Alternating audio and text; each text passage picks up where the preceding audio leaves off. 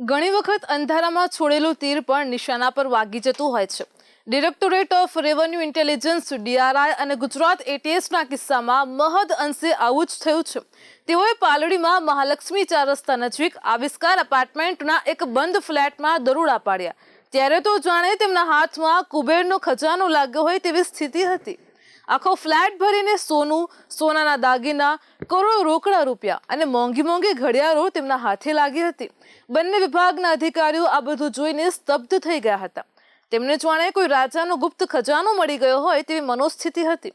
સોનું એટલું બધું હતું કે બંને વિભાગોએ સોનાની ફોજ ઉતારવી પડી હતી। આ ફ્લેટમાંથી સોનું તોલા જેટલું નહીં પણ કિલોના કિલો સોનું હતું। સરકારે આ અંગે કરેલી જાહેરાત મુજબ તો 88 કિલોગ્રામ સોનાની લગડીઓ અને લગભગ 20 કિલોગ્રામ સોનાના ઘરેણા મળી આવ્યા છે। આમ કુલ 100 કરોડથી વધારે કરોડો રૂપિયાનું સોનું આ દરોડામાં મળી આવ્યું છે। મોટાભાગની લગડીઓ પર વિદેશી માર્ક છે અને આ તેનો પુરાવો છે કે સોનાની આ લગડીઓ દાણચોરી દ્વારા વિદેશમાંથી લાવવામાં આવી હતી। આ તપાસમાં સોના ઉપરાંત 10 કરોડ રૂપિયાની રોકડ, હીરા જડિત પેટેક ફિલિપ ઘડિયાળ, જેકબ એન્ડ કંપનીની ઘડિયાળ તથા ફ્રેન્ક મુલર ઘડિયાળ સહિતની 11 લક્ઝરી ઘડિયાળો જપ્ત કરવામાં આવી હતી। ડીઆરઆઈ આ ફ્લેટ પર લાંબા સમયથી નજર રાખી રહી હતી અને આ માટે ડીઆરઆઈના અધિકારીઓ અહીં ફેરિયા તરીકે પણ ફર્યા હતા। છેવટે તેમને આના અંગે ચોક્કસ બાતમી મળી હતી। આ ફ્લેટમાં રાત્રે જ દર વખતે જુદી જુદી વ્યક્તિઓ બેગ લઈને આવતી હોવાના લીધે સ્થાનિકોને પણ શંકા ગઈ હતી। સ્થાનિકોની આ શંકાની વિગત છે ગુજરાત એટીએસના સ્થાનિક બાતમીદારો સુધી પહોંચી હતી અને તેના પછી આખા ઓપરેશને આકાર લીધો હતો। શેરબજારના ઓપરેટર પિતા પુત્રની જોડી મહેન્દ્ર અને મેઘ શાહે કલોલની મહિલા પાસેથી આ ફ્લેટ ભાડે લીધો હતો। બંને વ્યક્તિઓ મુંબઈમાં રહે છે। આ જોડી તેમના સાગીરતો સાથે મળીને ખોખા કંપનીઓના શેરોના ભાવમાં ઉછાળો લાવીને કરોડો રૂપિયા ઘર ભેગા કરતી હતી। તેમનું કામ જ હતું લોકોના બ્લેક નાણાં ફેરવવાનું અને આ નાણાં વ્હાઇટ કરી આપવાનું।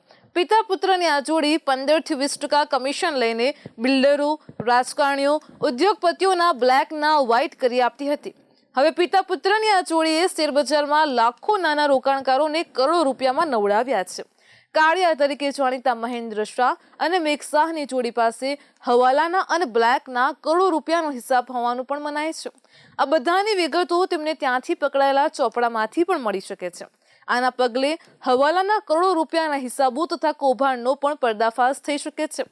આમ પણ પિતા પુત્રની જોડીને ત્યાં દરોડા પડતા તેમને ત્યાં બ્લેકના વ્હાઇટ કરવામાં આવતા કેટલાય લોકોના પગ તળેથી જમીન ખસકી ગઈ હશે। ગુજરાત એટીએસ પાસેથી આ અંગે વિશ્વસનીય બાતમી મળતા સેન્ટ્રલ આઈબી અને ડીઆરઆઈના અધિકારીઓને પણ જાણ કરવામાં આવતા તેની ટીમ તરત હરકતમાં આવી ગઈ હતી। તેમને જણાવવામાં આવ્યું હતું કે આખો કિસ્સો બ્લેક મનીનો છે।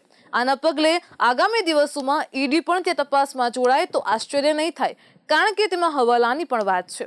કેન્દ્રીય એજન્સીઓના અધિકારીઓની સાથે એટીએસના પીઆઈ નિખિલ બ્રહ્મભટ્ટ અને અજીત ચાવડાની ટીમો સાથે બપોરે 12 વાગ્યે પહોંચી ગયા હતા। આ સમયે આવિષ્કાર ફ્લેટ નંબર 104માં લોક હતું।